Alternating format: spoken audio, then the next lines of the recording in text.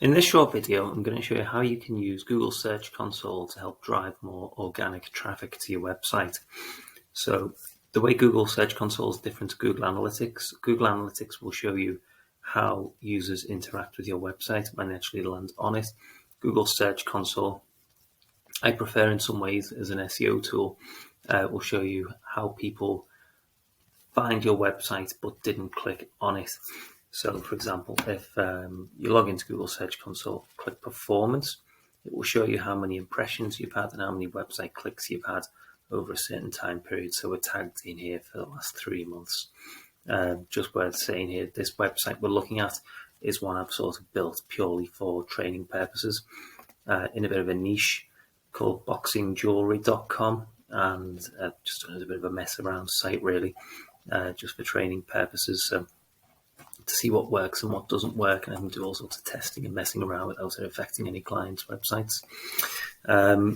So if we go into performance, take a scroll down, and we can see how many impressions and how many clicks certain search terms got. So obviously the site's called boxingjewelry.com. It's doing fairly well for the search term boxing jewelry, has 119 impressions and 2 clicks.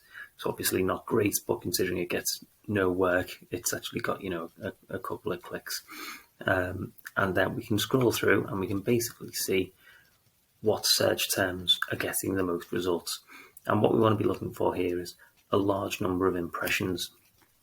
So I'm sure if you've had a site that's been running for a couple of months, couple of years, and you've never logged into Google Search Console before, I'd really advise doing it, because when you hit this performance button and go in, you'll see you're probably ranking for all sorts of search terms and phrases that you didn't think you would be.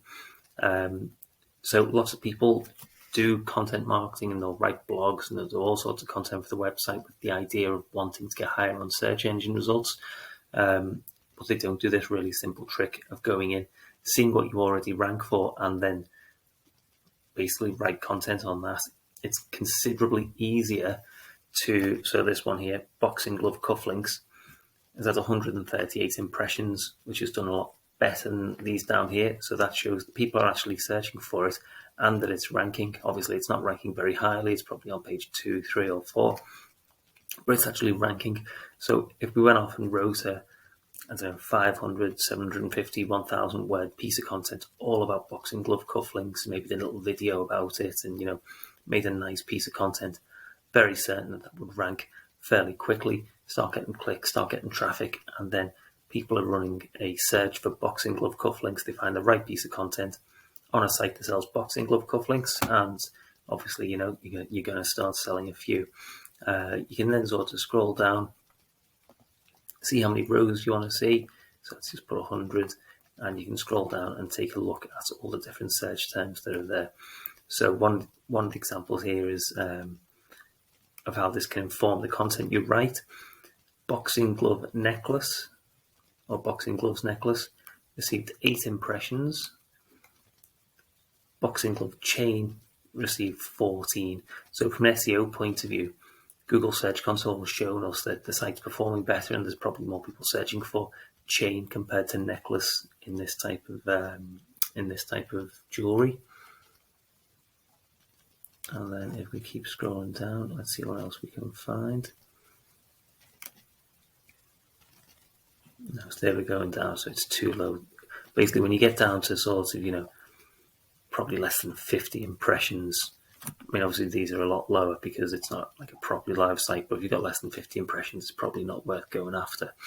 So we want to be going after the sort of cream here. These are the ones we want to hone in on. This will dictate your content marketing plan, in my opinion. If you're writing blogs every week, every month, or whenever you're doing it, it makes sense to write pieces of content that answer the questions or provide more information on the things that you are already ranking for.